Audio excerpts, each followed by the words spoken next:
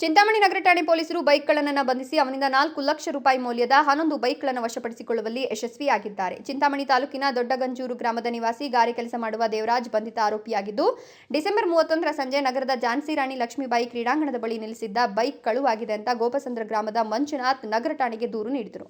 ಇತ್ತೀಚೆಗೆ ದ್ವಿಚಕ್ರ ವಾಹನಗಳ ಕಳುವು ಪ್ರಕರಣಗಳು ಹೆಚ್ಚಾಗಿದ್ವು.